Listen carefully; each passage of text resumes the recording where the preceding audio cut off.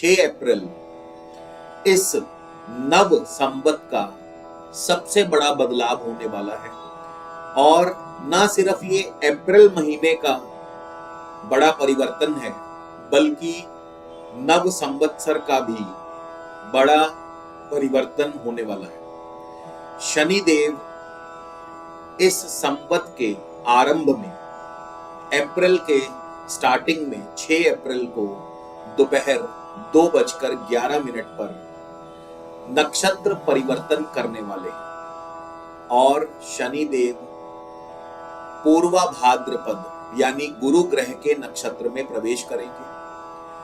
पूरे 1 साल और 21 दिन के लिए शनिदेव पूर्वा भाद्रपद नक्षत्र में ही गोचर करेंगे, यानी 6 अप्रैल 2024 से लेकर 27 अप्रैल 2025 तक शनिदेव इसी नक्षत्र में गोचर करेंगे। तो ये बड़ा बदलाव किसी एक दिन में नहीं या कोई एक महीने में नहीं होगा, बल्कि आने वाले 1 साल में होगा। और ये आपके जीवन में क्या बदलाव लेकर आएगा, आज इस पर हम बहुत विस्तार से चर्चा करने वाले हैं। दोस्तों, कहीं भी जाइएगा मत। और आज का ये राशिफल, आज का ये गोचर फल प्रेफरेबली आपकी लगन राशि यानी कि मेष लगन पर आधारित है। आप चाहें तो इसे मेष राशि से भी देख सकते हैं। और जिनको भी वर्तमान में शनि की दशा, अंतरदशा या प्रत्यंतर दशा चल रही है, उनके लिए विशेष रूप से प्रभावी रहेगा। अब दोस्तों, शनि का परिवर्तन इसलिए भी महत्वपूर्ण हो जाता है क्योंकि शनि एक नक्षत्र में पूरा 1 वर्ष से भी कुछ अधिक समय तक रहते हैं। और इन बड़े ग्रहों के परिवर्तन से जीवन में बड़ा बदलाव आना स्वाभाविक है। आपके जीवन में क्या बदलाव आएगा मेष लगन, मेष राशि वालों के लिए, तो आज इस वीडियो को आप ध्यान से देखिएगा, ध्यान से सुनिएगा और एक एक पॉइंट को नोट करिएगा कि आपके जीवन में क्या और कैसा बदलाव आने वाला है। शनि आपके दशम और एकादश भाव के स्वामी हैं, यानी शनि आपके कर्म और आमदनी, आपके प्रोफेशन और आपकी इनकम से जुड़े हैं। इसलिए भी आज का ये वीडियो आपके लिए महत्वपूर्ण है। और शनिदेव गुरु ग्रह के नक्षत्र में जाएंगे। गुरु आपके भाग्य और द्वादश भाव के स्वामी हैं, तो और भी ज्यादा आपके लिए इंपॉर्टेंट हो जाते हैं। तो अगले 1 वर्ष में यानी 6 अप्रैल 2024 से लेकर 27 अप्रैल 2025 तक क्या बड़ा बदलाव होगा, नोट कीजिए। सबसे पहले तो आपके कर्म क्षेत्र पर इसका सबसे अधिक प्रभाव पड़ेगा। आपके कार्य क्षेत्र में, आपके बिजनेस में हो, आप चाहे नौकरी करते हो, चेंज ऑफ लाइन या चेंज ऑफ प्रोफेशन, या फिर आपके कार्य क्षेत्र में एक्सपेंशन, आप यदि नौकरी में हैं या बिजनेस में हैं, तो आने वाले इस 1 साल में आपके कार्य क्षेत्र में बड़ा परिवर्तन देखने को मिलेगा। ये परिवर्तन हो सकता है कि आप अपने कार्य क्षेत्र में बदलाव कर लें, हो सकता है कि आप चेंज ऑफ लाइन या चेंज ऑफ प्रोफेशन कर लें, या ये भी हो सकता है कि आप अपने बिजनेस में एक्सपेंशन कर लें। तो आने वाला ये साल 2024 और 2025 तक, यानी अप्रैल 2024 से अप्रैल 2025 आपके लिए वाकई में बड़े बदलाव वाला है।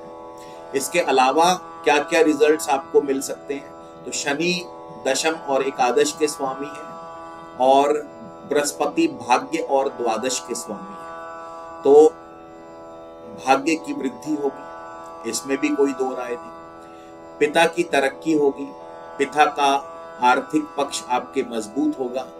धार्मिक यात्राओं पर जाएंगे, आप धर्म कार्यों में सबसे अधिक बढ़ चढ़कर हिस्सा लेंगे अगले 1 वर्ष तक। आपके अंदर ईश्वर के प्रति आस्था और भी अधिक मजबूत होगी, और भी ज्यादा सुदृढ़ होगी। ईश्वर में आपका विश्वास और भी अधिक जगेगा। नवम भाव हायर एजुकेशन का है, क्योंकि शनि गुरु ग्रह के नक्षत्र में है, तो नवम भाव हायर एजुकेशन का है।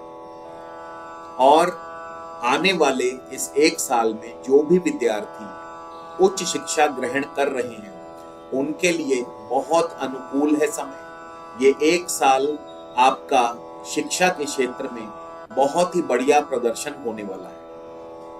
नवम भाव दोस्तों इंपोर्ट एक्सपोर्ट का है, तो ये एक साल जो भी व्यापारी इंपोर्ट एक्सपोर्ट के कारोबार से जुड़े हैं उनके लिए बहुत अच्छा रहेगा। ये एक साल आपके लिए बड़े बड़े कार्य आपके पूर्ण होंगे। इंपोर्ट एक्सपोर्ट में आपकी ग्रोथ होगी, कार्य क्षेत्र में ग्रोथ होगी, व्यापार में ग्रोथ होगी। नवम भाव जैसा मैंने बताया लंबी दूरी की यात्रा का है, तो जो भी विद्यार्थी, जो भी व्यापारी विदेश जाना चाहते हैं तो आपके विदेश जाने का मार्ग प्रशस्त होगा।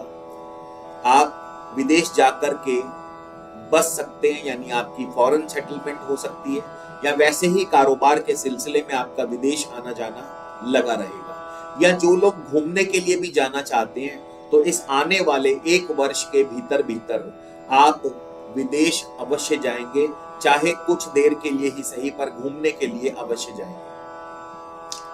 नवम भाव आपके पिता से और पैतृक संपत्ति से जुड़ा है, तो पैतृक संपत्ति से आपको बहुत फायदा होगा आने वाले इस एक साल में।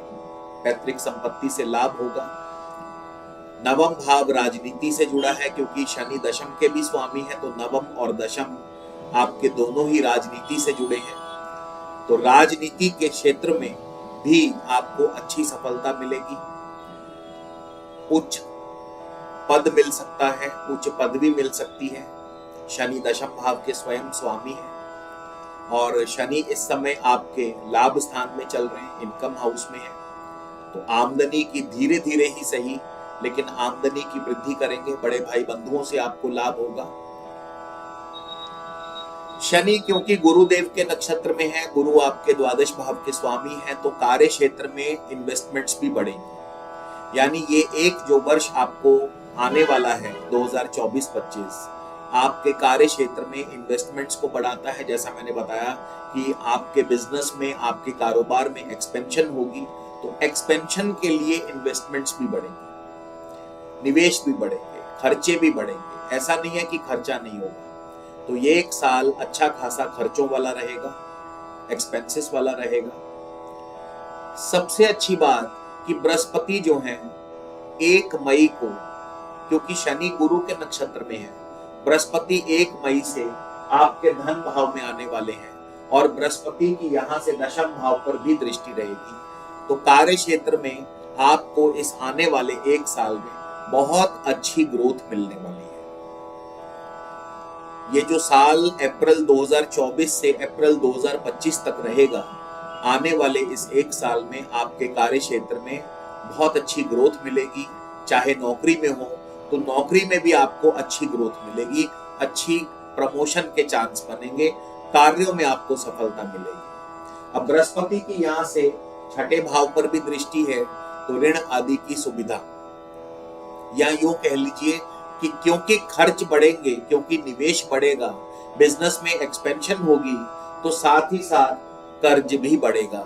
क्योंकि बिजनेस में जब भी कोई एक्सपेंशन की जाती है तो जाहिर सी बात है उस बिजनेस को बढ़ाने के लिए लोन्स भी लिए जाते हैं, कर्जे भी लिए जाते हैं, तो कर्ज भी बढ़ेगा, एक्सपेंशन भी होगी। इसके अलावा आपके लिए छठे भाव पर जो गुरु की दृष्टि है, तो थोड़ा सा सेहत और स्वास्थ्य का ध्यान भी आपको रखना होगा, क्योंकि गुरु न सिर्फ छठे भाव को बल्कि आपके अष्टम भाव को भी देख रहे हैं, तो सेहत और स्वास्थ्य का तो जरूर ध्यान रखिएगा। तो ये जो आज का जो भविष्यवाणी है, आप लोग, बहुत लोगों के कमेंट्स आते हैं कि हमारे साथ ऐसा नहीं हुआ, हमें तो ऐसा नहीं हुआ। भाई सीधी सी बात है कि आप लोग सिर्फ गोचर को अहमियत देते हैं, कभी अपनी कुंडली को भी अहमियत दीजिए। अपनी खुद की कुंडली भी चेक कीजिए कि उसमें ग्रह कैसे बैठे हैं, क्योंकि गोचर कितना भी अच्छा या बुरा हो, आपको अच्छा और बुरा फल आपकी कुंडली के अनुसार मिलेगा।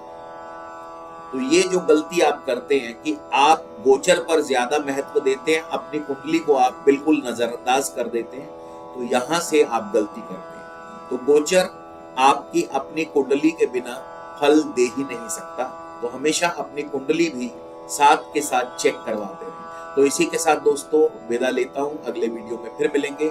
जय श्री राम।